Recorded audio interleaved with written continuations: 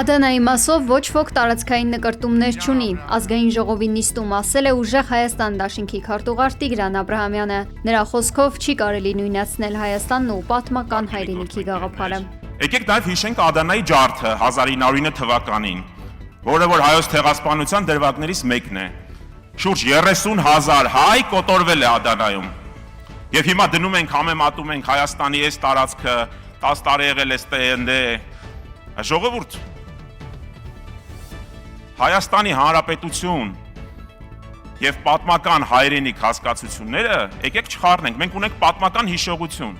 Անդրադառնալով պետական մասնակցությամբ ընկերությունների գործունեությանը նա առաջարկել է ստեղծել առանձին խորհրդարանական ձևաչափ դրանց նկատմամբ վերահսկողություն ընդլայնելու նպատակով։ Պարոն Կոնջարյան, ամենայն հարգանքով, ես չեմ ուզում այստեղ քննարկել, թե ձեր կինը ինչքան աշխատավարձ է ստանում։ Կարանք ստեղծենք խորհրդարանական հարթակ, բացի հարց ու պատասխանից եւ բյուջեի կատարողականից, նաեւ այդ հարցերը քննարկենք։ Ուժեղ Հայաստան դաշինքի падգամավոր Դավիթ Ղազինյանը հայտարարել է, որ 2015 թվականին Հայաստանի էլեկտրական ցանցեր ընկերությունը ֆինանսական ծանր վիճակում էր եւ իր խոսքով ընկերությանը մնացել էր ընդամենը 3-4 ամսվա կյանք։ Այդ պայի դրությամբ 36 միլիարդ դրամ պակասորդ ուներ եւ անհրաժեշտ էր 17 դրամ թանկացնել, որպեսզի հեծը սնանկության չգնա։ Հիմա այս պարագայում պետությունը գնաց մի քայլի, լավ են արել, վատ են արել, դա ես չեմ քննարկում, ինձ դա չի վերաբերվում, 7 դրամ թանկացրեց եւ փորձեց գտնել մարդ, ով կլինի հայ, ով կլինի Հայաստանի հողին կպած հայ, ոչ թե շատ ներողություն արտահայտությանս մենք ունենք, դուք էլ երևի կիմանաք, այսպես ասած շուրտված հայեր, ու ծագումով հայ են, Հայաստանի տեղը չգիտեն, ընդհանրապես կապ չունեն Հայաստանի հետ։ Եվ այդ հայը Սամվել Կարապետյանն էր, որին նախորդ իշխանությունները, կառավարությունը խնդրել են, ինձ թվում է այդ հայտարարությունները տեսած կլինեք, բառից բուն իմաստով, որպեսզի նա ձեռք բերի հեծը։ Ղազինյանի խոսքով հեծը ձեռք բերելուց հետո Սամվել Կարապետյանը հայտարարել էր, որ չի բարձրացնելու էլեկտրաէներգիայի սակագինը։ Պաշտպանության նախարար Սուրեն Պապիկյանը խորհրդակցություն է անցկացրել բանակի նոր համազգեստի ներդրման ընթացքի, դրա զորային փորձարկման եւ մի շարք այլ հարցերի վերաբերյալ։ Այս մասին Պապիկյանը հայտնել է սոցցանցի իր էջում։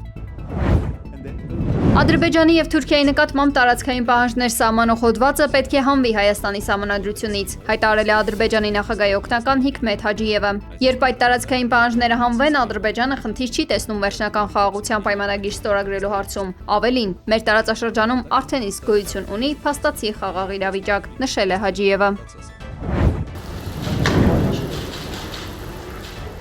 ՀԱՊԿ մարմիններին Հայաստանին քվեարկելու իրավունքից զրկելու որոշումը կպահանջի կոնսենսուս։ Այս մասին ՌԻԱ Նովոստիի հետ զրույցում ասել է ՀԱՊԿ-ում Ռուսաստանի մշտական ներկայացուցիչ Վիկտոր Վասիլիևը։ ՀԱՊԿ Հավաքական անվտանգության խորհրդի հաջորդ նիստը կկայանա Մոսկվայում նոյեմբերի 11-ին եւ պետությունների ղեկավարները հավանաբար կքննարկեն այս հարցը։ Հարցի վերաբերյալ որոշումը, եթե անհրաժեշտ լինի, կկայացվի կոնսենսուսով, նշել է Վասիլիևը։ Նա ընդգծել է, որ ՀԱՊԿ կանոնադրության 25-րդ հոդվածը վերաբերում է քաղաքացիների քվոտային պաշտոններում առաջադրելու իրավունքի, ինչպես նաև կազմակերպության մարմիններում քվեարկելու իրավունքի կասեցման հնարավորությանը։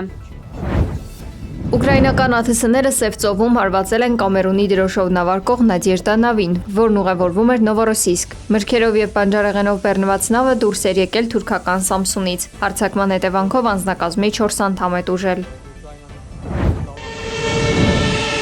Խերսոնում ռուսական ԱԹՍ-ն հարձակվել է շուկայում առևտրով զբաղվող տղամարդու վրա, հայտնել է Ուկրաինայի ազգային ոստիկանությունը։ Տուժածը 52-ամյա Նիկոլաևի մարզի բնակիչ է։ Նա ողջ է մնացել, սակայն ստացել է վնասվածքներ, բեկորային վիրավորումներ եւ կոնտուզիա։ Տեղական լրատվամիջոցները հայտնել են նաեւ Օդեսայի վրա հարձակումների մասին։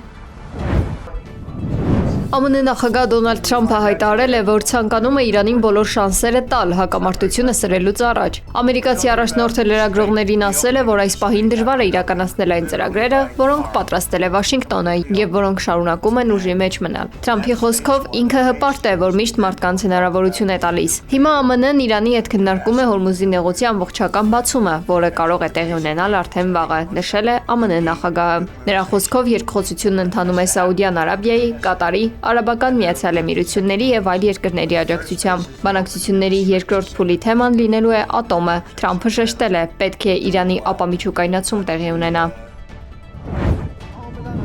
Իրանի նախագահ Մասուդ Փեզեշքյանը չի պատրաստվում հրաժարական տալ եւ շարունակելու է պաշտոնավարել։ Նա ասել է պետական հեռուստատեսությամբ՝ ի պատասխան շրջանառվող լուրերի։ Նախագահը շեշտել է, որ իշխանությունը լիակատար համագործակցում է զինված ուժերի հետ։ Նա խստորեն քննադատել է այն շրջանակներին, որոնք փորձում են կեղծ տպավորություն ստեղծել, թե իր եւ Իրանի հոգեվոր առաջնորդի միջև տարաձայնություններ կան։ Ըստ նրա, հայրենիքը վաճառող այդ մարդիկ միտումնավոր ուռճացրել են զոհերի եւ տուժածների թվերը, ինչը ապացուցում է նրանց անազնիվ եւ սադրիչ գործելավոճը։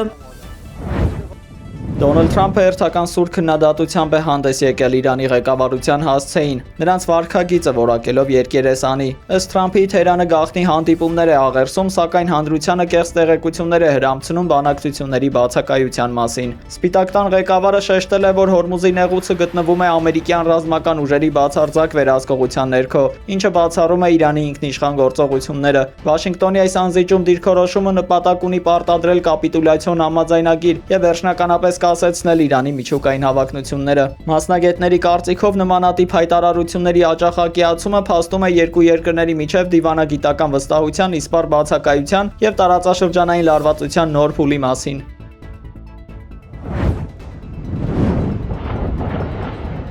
ԱՄՆ-ի Վաշինգտոն նահանգի արևելքում բռնկված աննախադեպ անտառային հրդեհների պատճառով հայտարարվել է համապետական արտակարգ դրություն։ Կրակը արդեն ոչնչացրել է մոտ 700 շինություն, շուրջ 67,000 մարդ տարհանվել է։ Ծայրահեղ շոկը ու քամին դժվարացրել են կրակի մեկուսացումը։ Հրդեհային պատմական սեզոն է գրանցվել Օրեգոնում, որտեղ միայն 2026 թվականի ընթացքում արդեն այրվել է ավելի քան 809,000 հեկտար տարածք։ Հրդեհներ են մոլեգնում նաև Կալիֆոռնիայում, Այդահոյում և Մոնտանայում։